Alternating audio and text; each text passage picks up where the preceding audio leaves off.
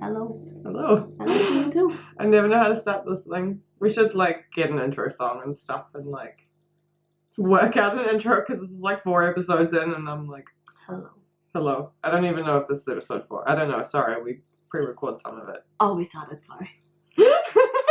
See? No, I don't know what episode this will be either. So surprise. Maybe 4, maybe 6. I don't know. It could be whatever, but either way, it's gonna be regular. So help me God, because we suck. We suck at intros. Yeah. And then I always try to go off tangent and go, "How are you?" Yeah, and I'm like, although I've asked you that already. And then we'll talk about something off you said. Yeah, it's great. What are we doing today? We'll do news first. Let's cut the bullshit and the chit chat that we normally do. We'll go straight into news. Wake up a bit. I've got decent news. It's not great, but it's not boring. But it's not boring. Anyways, this one's just a quickie. Harvard Law School is launching a new clinic to train animal law. Animal law, is a rapidly growing field, obviously. In 2000, there was only 9 institutes offered for animal law courses, and now there's 167. Jeez, that's a jump and a half. Yeah, well, from, what are we, 2019? Yeah, so 19 years. 19 years from 2000. There was 9 and Are you trying to do math? I was trying to calculate, but I can't. It is Saturday afternoon. We have no more math for the week, Pansy. I should be able to do this. 167 minus 9. So 7, 8, 9. So there's 158. I got it, 158. I hope that's right. Okay, anyways, the clinic will provide students with broad and extensive knowledge of the field. So not only limiting to animal law, but these farm animals, wildlife, animals in captivity. So yeah, not only they're doing normal animal law, but there's climate change as well. So there's tangents that they can go off of. So it's not just for the abused animals, farm animals, climate change, environmental. It's about time. We need more people fighting for that stuff. I know there is lots of people doing incredible work. I'm not trying to diminish anybody's work, but we need more.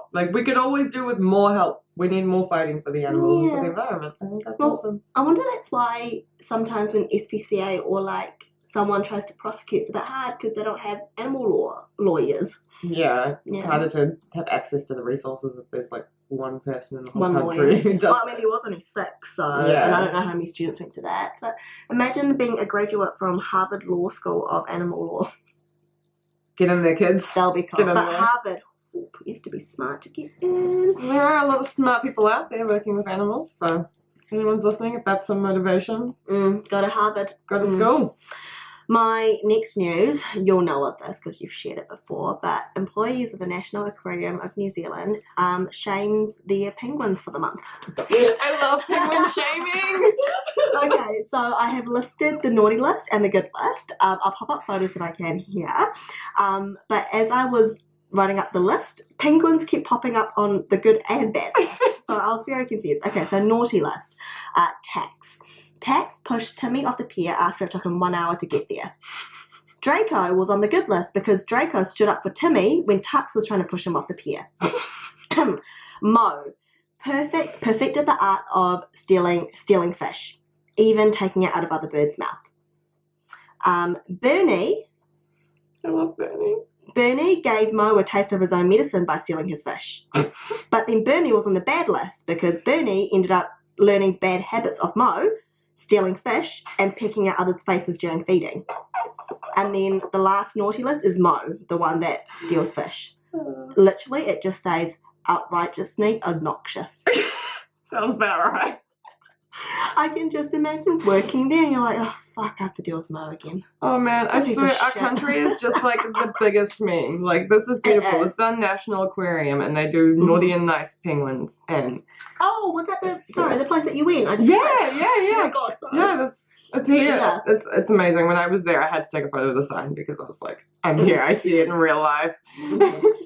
Some good ones. These are quite cute. Mr. Matt calls out to his blind girlfriend so she knows where to find the burrow easily.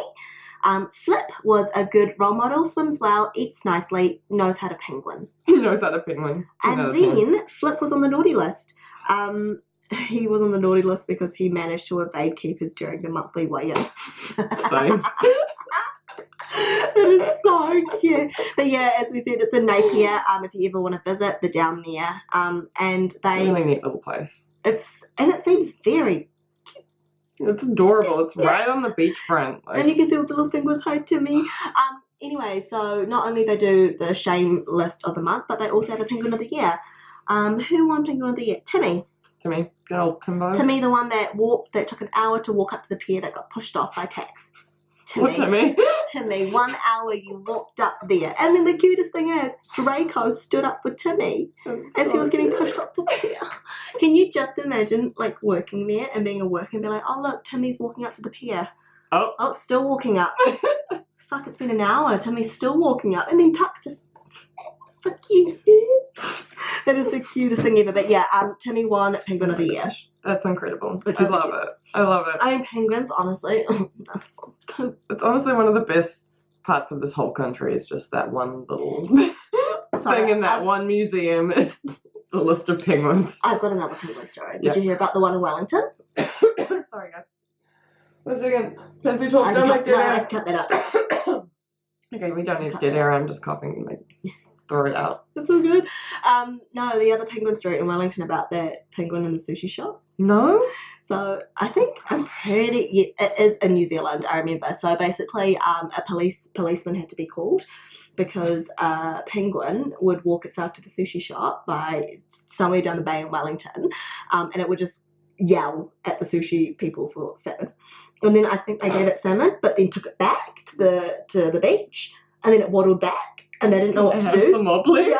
And they didn't know what to do because the penguin just sat there, so they called the police. So the police had to come and take the penguin back. Oh my goodness. And that's us. That's our country. Yeah, we have stray penguins. They're cute. But yeah, I think the police had to end up calling animal control. Yeah, the dock maybe. Have you seen how many times the freaking seals have come into like the harbour and gotten out west, and I think it's out west or down south, one of the two. But they just have to call the cops and they have to like try and scoot it back to the ocean. No, you're like 10 roads over from the ocean. There was a flood, but like you gotta go, so we gotta like scoot him back to the ocean. The joys of living on an island, right? And like I don't know how they waddled across the road to get to the sushi shop. Honestly, they're determined. It's like when you find turtles in like weird spots, and you're like, hold on, hold on. How'd this happen? It is so cute, but yeah, those are my stories, and love me some penguins. That's amazing. They need a good laugh. They are on Facebook, so if you did want to follow up with their monthly stuff, go on their National Aquarium of New Zealand. Yeah, they post it on there all the time, and they have photos as well, so you get to know the penguin's face. Yeah. So today we're doing some fun facts. Yes, fun facts. I tried to stick to reptiles, but I kind of went off tangent, as I told you. Ended up looking into dinosaurs and stuff, so I'm kind of leaving Pansy for the reading because I'm like after those first 2 episodes and then the last one when I try to read something, like there's no more Shasa reading on this podcast. My brain and my mouth, they do not mix. Like there's no coordination whatsoever there. Half my words and sentences aren't what I mean, and I'm sorry. I'm gonna piss somebody off eventually, but yeah. Okay. Foot, meat, mouth. Not surprised. Alright, let's start off. I love this one. This one is actually pretty cool. Okay, so 2 out of 3 of the world's snakes are non-venomous. Only 500 types are venomous, and only 30 to 40 of those types are considered harmful to animals. So that means less than 2% of the population of snakes is harmful. But Australia is the only place where venomous snakes outweighs non-venomous snakes. Yay, Australia! Each year in America, more people die from bee stings than snake bites. I'm just letting you know, I reckon that's because people had the wrong perception of snakes. You shouldn't hate on a snake because why do people hate on snakes? I don't get it. I'm about to go. I think here. like I don't want to go on like a massive theological tangent here, but I think it all does stem back to like the Bible? Almost, but like back in the day when we didn't really know anything, we just knew snakes bad, can kill, fear. and a lot of people still have that built into them, and it's culturally, like, we're just like, no, Maybe, snakes are bad, snakes are the devil, we can't touch that. No, no, like, down south in America when they do the, like, rattlesnake roundups, and they basically just have, like, hordes of hundreds of people going out into the wild, any snake they get, just fucking slaughtering it, skinning it. They have, like, parties. It's gross. Like, well, when I read this, that's what my exact thoughts. I was like, why do people hate snakes? They're not venomous. They're not going to kill. Oh, apart from if you're in Australia, but I think it's a real, like, natural built-in thing. Like, I'm liking again because I'm so tired. I'm sorry, guys. But I do think it's really built into us to be fearful of them from back in the day, and a lot of people just aren't interested in getting over their fears. Very true. Like, spiders still scare the living crap out of me. Spiders. I don't know why you don't like spiders. I love spiders. I don't know, maybe it's because I come from South Africa where they're like this freaking big. Is there a specific animal that you really dislike? That. Oh, just spiders? Yeah. Mine's slugs. I can deal with that. I can deal with slimy. It's got more than... I hate slugs. I just... No, spiders, no. Like, I mean, in South Africa, there's these massive spiders. I don't even know what they're freaking called, but they were... Bird-eating spiders. Like, the size of a dinner plate. Like, not even joking. Like, bigger than a dinner plate. And they used to climb in our windows. My dad used to just call them garden spiders. I don't know what they are, but... Garden spiders. Yeah. They're out in the garden. And you'd have to go in with, like, a breadboard or, like, a huge bit of plywood and a massive bowl and, like, or a bucket and, like, you know, get it. And then my dad would have to throw everything outside. And then, I mean, it's practically the size of a dog. What are you going to do attacking that thing? That thing's going to come back at you. You'd rather just throw that outside. Right. Like, I'm not squishing that. I'm good. It's like squishing the puppy-sized thing. Like, And I think that's, like, from my childhood, like, my fear of spiders is just, like, nah. Deep in there. Yeah. Like, there's a lot of things where I was like, you can't touch that. You can't touch that. It'll kill you. Yelling at me for. I didn't mean to. Okay. My other one, this one might also make you angry. Who knows? A lot of stuff makes me angry. Yeah, a lot of stuff actually makes you angry. Leatherback turtles are, well, this is a fact. Look, leatherback turtles are the largest type of turtle species on Earth, growing up to 7 feet long and weighing 2,000 plus pounds. Their roots trace back to more than 100 million years ago, but unfortunately, many of them meet an early end due to human activity. 1 in 1,000 hatchlings do not survive childhood. Yeah, so that's a bit sad. And weirdly enough, the earliest sea turtle fossil was found 150 million years ago, while dinosaurs went extinct around 65 million years ago. So they would have seen dinosaurs. But it's sad, 1 in 1,000 hatchlings don't survive. That is really I wonder if, I didn't see any stats of, you know, contributions. Well, they said human activity, but, you know, I don't know a breakdown of the human activity, but I'm assuming a lot of it may be fishing, nets, you know, getting caught. And the little babies that don't survive in the wild yet. All the lights and stuff on beaches disorientating them. Oh, do they? I didn't know that. Yeah, a lot of... The lighthouses? Like, no, like, you know how there's just, like, lots of, cafes and everything on... Yeah, they see the human activity and they get confused and they don't go towards the ocean, they go backwards and they end up getting hit by cars and dying. And really, really sad. My soul. I mean, I don't know if the lights are the exact cause of one of many. Yeah, well, like, they said human activity, and I wish they gave me a list because that would have been cooler to... Yeah, I remember watching a documentary on it or something, or it was part of a documentary. I don't know. I watch a lot of animal documentaries. So many weird little facts. Yeah, it's called Black something. No. There's a lot. Yeah. A lot of them talk about. It's just one really popular one, but yeah. Anyways, what's my next one? Oh, this is your favourite. It's about spiders. Yay! I kind of went off a tangent, so we'll just see what I wrote. There are more than 8,000 species of reptiles on the planet. They live on every continent apart from Antarctica, obviously. Estimated 1 million spiders live on 1 acre of land. In tropics, it might be closer to 3 million per acre of land. All spiders can spin silk, but not all can spin webs. Web-weaving spiders have 2 or 3 claws at the tip of each leg that they use to swing from strand to strand. And then their body is kind of oiled up, has like an oily fluid to help them get through and not get stuck. There are approximately 38,000 species of spiders that we know. There's all sorts of fun on getting through the web. I really just need to like get into keeping spiders or something, just to like get over my. You see my dead Fucking ones, yeah. not the dead ones. Well, the dead. Depending on how big they are. If they're small and dead, it's fine. But yesterday I had to wash out something that was sitting outside for ages, and I had this dead spider in it. This thing, I'm not even joking, was like this big. Wow. And it was just, yeah, just there. And I was like, no, I was like gagging while I was like checking it out. I was like, I'm gonna throw up. I'm gonna throw up. I'm gonna throw up. Yeah, it was bad. I just don't deal well with it. I need a pet spider so that I love it.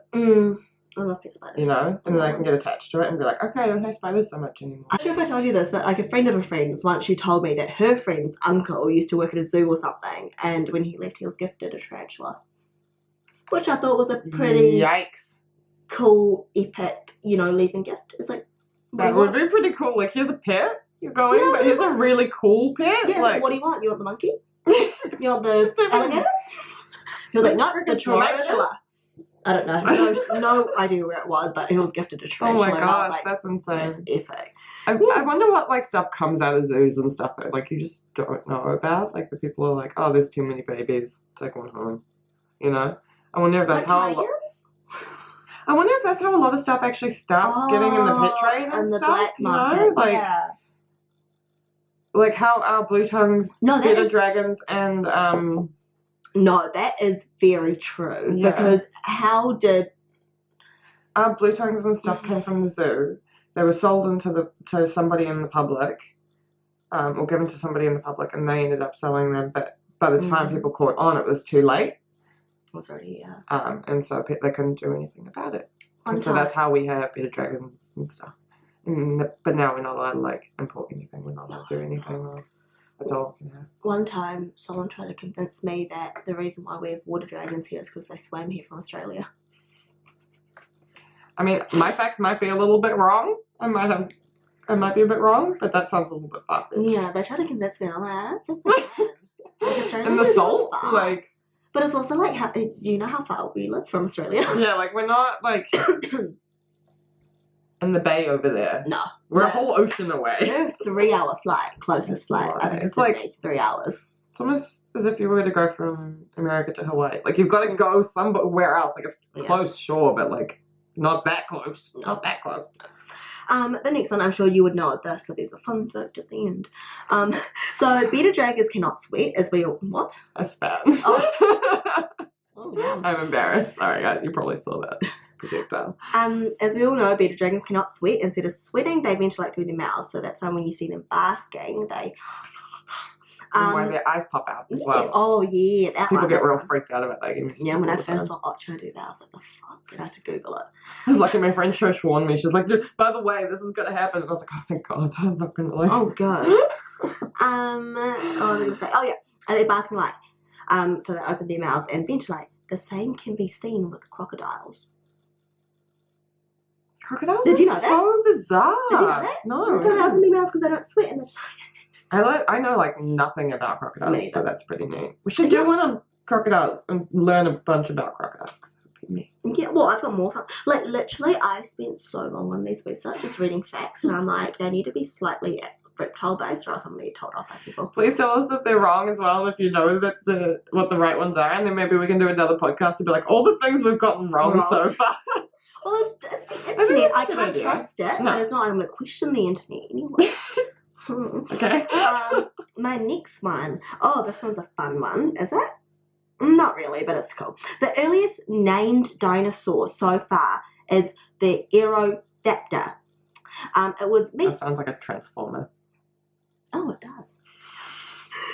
It was a meat eater and it was about the size of a German shepherd with a slender body. The first skeleton was found in Argentina in 1991, dating back 231 to 228 million years ago. However, there were recent findings of older dinosaur remains in Madagascar that dates back to 230 million years ago, but they're not named. That's scary. That's kind of It's just been like, around for a long time. well, they haven't named it. But you know what I was wondering? How did they name it?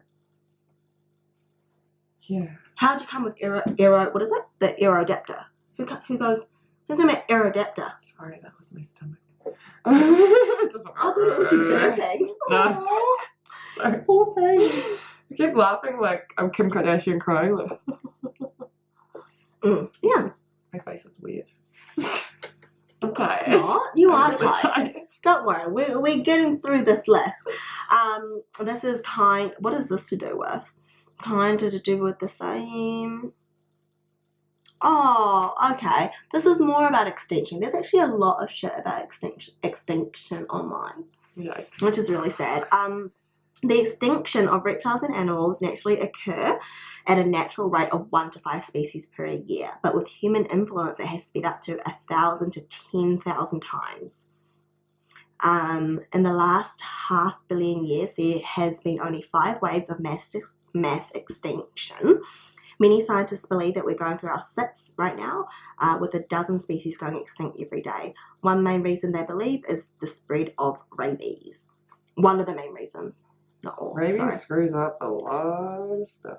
In 1962, there was only 117 pairs of By 1962, only 417 pairs of bald eagles remained on Earth. There was a law put in place that if you killed one, you could be fined up to $250,000 in imprisonment for 2 years. Good. Well, that was just one of the. I'm sure they've got plenty of other laws that they put in place for extinction, but literally, what fucks me up the most is the natural rate is 1 to 5 species a year. Now we're up to 1,000. Yeah, that blows my. I'm like still reeling from that. I couldn't really like pay attention to the rest of it because my brain was like, yeah, we're doing freaking what now? That was crazy. So yeah, as I said, we have 5 waves of mass extinction. We're going through our 6th with a dozen species going extinct every day. I wonder what's going to be left if the Earth is still. That's not going to be how it is, but like how, say, global warming didn't get any worse, but like our impact on animals stayed the same.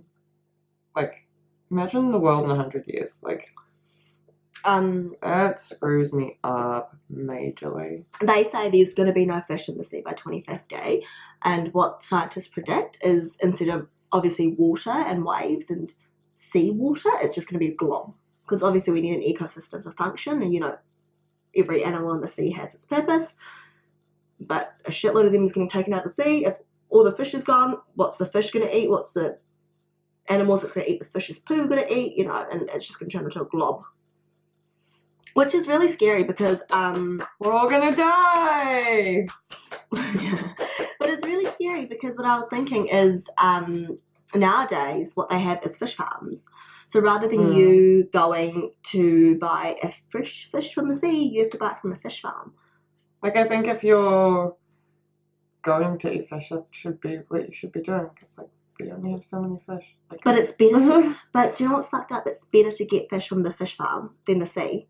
Yeah, because we've screwed it up so much. We can't just naturally feed ourselves anymore because there's so many of us. There's so many people. I know the planet could hold a lot more people, but how much could it sustain and thrive, Like, I disagree with you on that. I reckon Mother Earth is nearly at her maximum. Like, there's plenty of land. Like, we could fill it with a lot more humans, but I don't think that it could survive. Like, the planet could handle it. Like, sure, we've got plenty of land mass, and people are like, "What do you mean? There's plenty of space for people." Like, no, you idiot! Like, pollution, what we consume, what we take in, what we take out, our fats, our food we consume, what water goes into the food that we consume. Yeah, there's a lot of space that we haven't conquered yet. Like, screw you. I don't know, just. No need to run. Our poor little Earth. We're just, destroying it bit by bit. Like, I'm not a freaking saint. I'm not a saint by all means, but like, it's just sad when we sit down and really think about it. It is. Well, let me wow you with my 7th fact. Whoa. This is actually quite cool. Before sandpaper was invented, people used to use the rough skin of sharks. Japanese warriors would place these at the end of the swords to avoid them from slipping, when they're fighting. Hey, it would work. Smart. But I get sad. For every human killed by a shark, humans kill 12 million. Obviously, just like the snakes, more bees kill human than sharks every year, which I also think is a bad annotation of sharks. I also read online that, back in the day when we thought you bleed in the ocean, the shark will come for you. A shark won't come for you because you're bleeding. They just have like high senses towards blood, but they're not going to eat you because you're bleeding in the ocean. Just saying. Anyways, so more people are killed by bees than sharks every year. Worldwide, last year, only around 30 people died from sharks. A shark will also give you warning before they attack. They will arch their back and raise their head. So if you see that, they'll circle you. Oh yeah, they'll circle you. Yeah. But yeah, that was pretty cool. You got plenty of warnings if your shark's coming. Like, unless you just don't see it. But I thought it was pretty cool with the sandpaper. Like, yeah, must have been like some sailor that was on. It's crazy. Like this. Like, it's weird the stuff we use now as resources, but like back in the day when you didn't have all these plastics and all this, like when you had to actually use animals and trees and leaves and